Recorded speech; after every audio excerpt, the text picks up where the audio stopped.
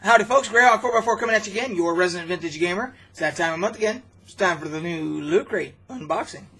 This month, horror. Let's go.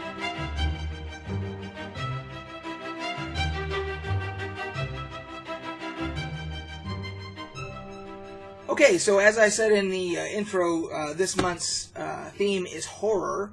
And, of course, with it being October and all. So, let's go ahead and crack this sucker open and see what we get. So, let's open up. If it'll open here. Oh, there we go. Opens like that. And I always like to show you guys what it looks like when you first open the box. Before we start digging into anything. Put it over here. There's a little glare there. So... there's what you get in it. And, of course, we get a commercial for The Walking Dead. I'm glad I paid $15 so that I could advertise for The Walking Dead. I could have the privilege of advertising for them that they return October 23rd, which is this Sunday. But anyway, I don't know that I really don't like that. I wouldn't have a problem with it just saying The Walking Dead, but that kind of pisses me off that that if you want to turn this box inside out, which is what they always want you to do, then it becomes an advertising box. And that kind of ticks me off. Because, like on my truck, I bought a new truck. And, you know how you get the little license plate deals, covers for the dealership, whatever dealership you bought it at. And so it had one of those on both front and back. And then it had a little decal on the tailgate for the dealership. And I promptly took all that shit off. I take that stuff off the minute I leave the dealership. Because unless they're going to go into a contract with me and say, we will pay you $10 a month or $20 a month or whatever to drive around and with our logos and shit showing so that you can advertise for it. I'd be like, okay, no problem. I'll do that. $20 a month, I'll leave that stuff on there, no problem at all. No sweat off my nose. And but they don't do that. They want you to pay whatever it is for the vehicle, and then on top of that, they want you to continue, as most people do, drive around and advertise for them, which I will never understand. And that kind of goes along with this here. Isn't that wonderful? As a matter of fact, I don't know why I'm doing that. Why I have that showing, because I'm actually doing exactly what I said I wouldn't do. Anyway, back to the crate. That's your old man rant.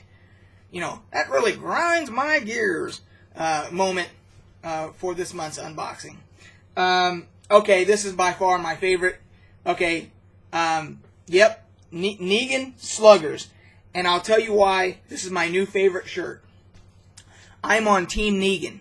I don't care if he kills one or if he kills the entire group with Lucille, with his baseball bat. Because the writers of The Walking Dead, who did such a good job in the early seasons, that last season, y'all ruined it for me. So here comes old man rant number 2.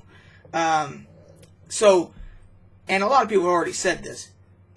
Last season, the last 3 episodes, actually 4 episodes, but 3 that I watched, I didn't watch the last episode because I was so disgusted. But the 3 before that, for 3 episodes in a row, the writers had our seasoned group of survivalists during the zombie apocalypse, had them doing absolutely illogical things that people that have survived for however long it's been, 1 or 2 years or however long it's been, that they've survived through this shit.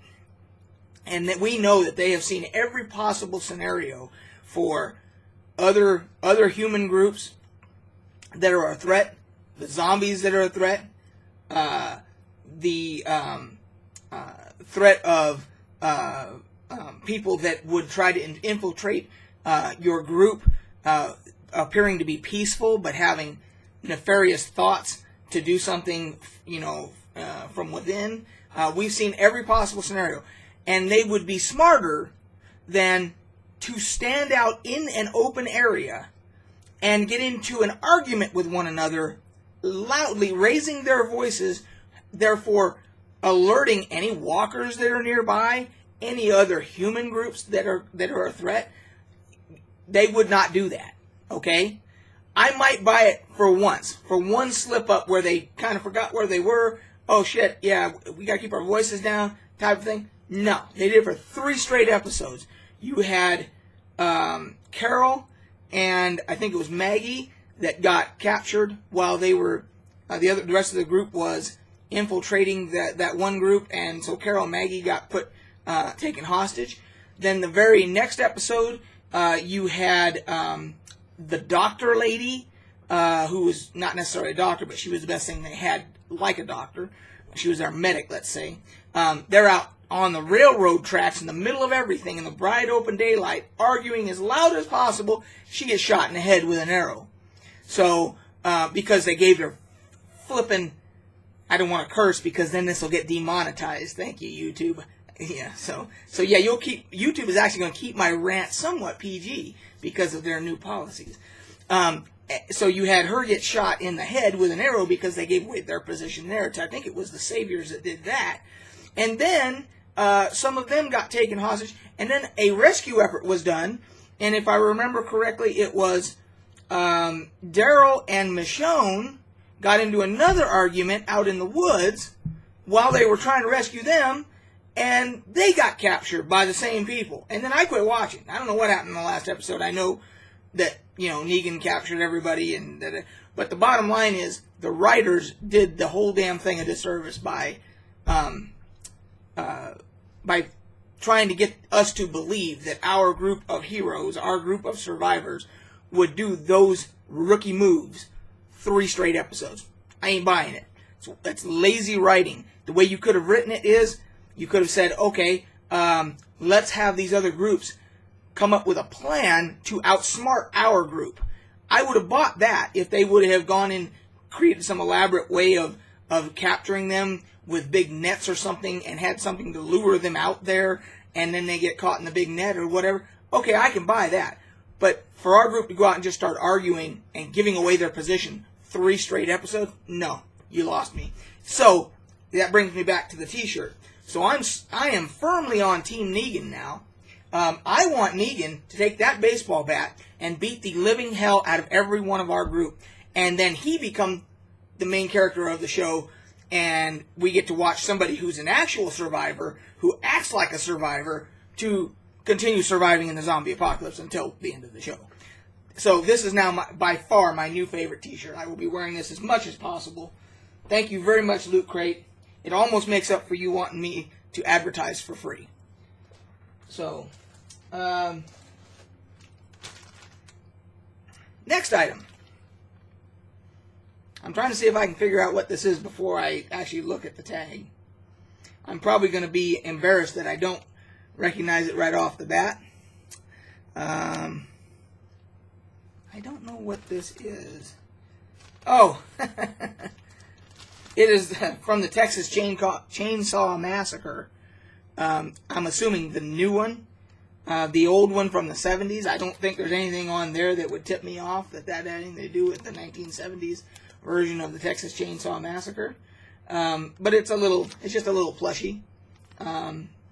So I guess the little Leatherface thing, sort of kind of thing there, might have given it away. But in any case, let's see here. Hey, we got a pennant. This is kind of cool. Camp Crystal Lake. And I actually have some pennants. You can't see them, but I actually have some pennants above the fireplace in here of all my, the Oakland Raiders, the LA Raiders. I've been a fan that long, all the way back to when they were originally in Oakland. And then the California Angels and the Los Angeles Dodgers. I have pennants all up there. And so this doesn't really fit in with the sports theme, but nevertheless it is a pennant, so it'll probably go up there. It is Camp Crystal Lake from Friday the 13th. I only really saw the very first Friday the 13th. And after that, I just thought it kind of got way too repetitive. Maybe that's the point. But anyway, yeah, I kind of like the pennant. That's a new type of an item for Loot Crate. We've never had a pennant before. So, let's see here. Wow, now this, this is an interesting item as well. This is Freddy Krueger, Nightmare on Elm Street chopsticks. So it has like a glove here, and then I'm guessing that, well, let's open this thing up. Now I am a big Friday the 13th, Nightmare on Elm Street fan. I did watch all of the first 4 of them, maybe 5, I can't remember. Let's see how these work here. Okay, so they stay attached. They stay attached to the glove, and they come as fingers, and then, but that doesn't really allow you to. Do they slide out? Because they don't really work well being tethered here. That doesn't really work. I'm pretty good with chopsticks actually, and this does not allow me to. With this being confined up here, I can't really get the action that I normally would. So it's more of a novelty item. Not that you would actually use these. So I'll probably hang these up somewhere, you know. Now, as opposed to my World of Warcraft chopsticks that came with the strategy guide for Mist of Pandaria, those are actual real chopsticks, and those are the ones I use when I get sushi and bring it home. My wife and I have it. I break out the old World of Warcraft chopsticks, and they're fantastic. So this will just be another addition to my. Now that I guess I now have a chopstick collection. So here we have a book. Regrettable Supervillains. This is featuring the 50 strangest supervillains in the history of comics. And it is a pretty good quality binding and everything. It's actually a genuine full color picture book with examples of all these different unlikely supervillains, strangest, regrettable supervillains of all time.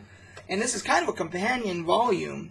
I have another volume over there from Loot Crate earlier where it was the worst superheroes of all time, or something like that. Like they were the most ineffective, or something like that. So this is kind of it looks like a companion volume to that. So, oh, here it is on the back. Here it says, author of the League of Regrettable Superheroes. So this is the Regrettable Supervillains. So this is a companion book to that. So now I have both. I like that quite a bit.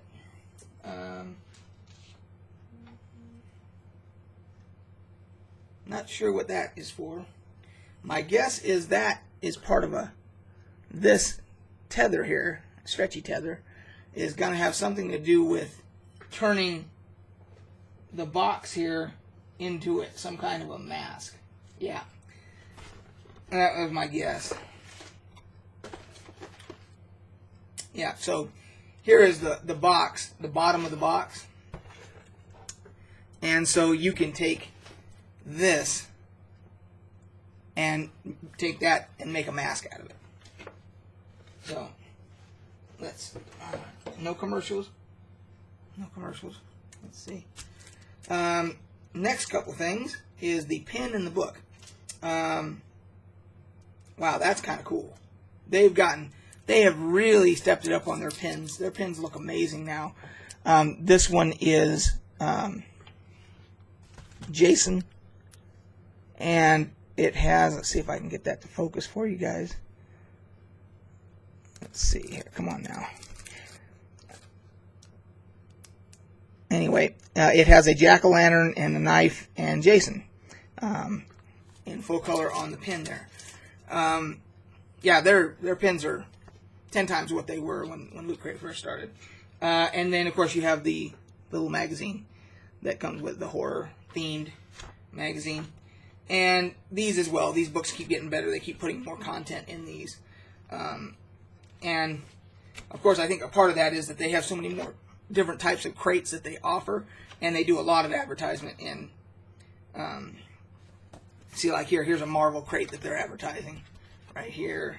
And that's fine. I mean, it's their book. They can do what they want. But and it tells all about the items that are in. So that's your crate. Other than them trying to get the advertisement done there, which they accomplished because I ended up showing it, of course. Other than that, I think it's a pretty good crate. I really don't know what I'll do with that. I guess I'll find some spot to put him. But other than that, I think it was pretty good. The chopsticks are more of a novelty item to hang on the wall or something, as opposed to actually being functional. So, the T-shirt by far best item of Loot Crate in a long time. Team Negan all the way. Take them out, big man. Just one after another. Bang, bang, bang, bang. Don't care. All right, guys, that's it. Catch you on the flip side.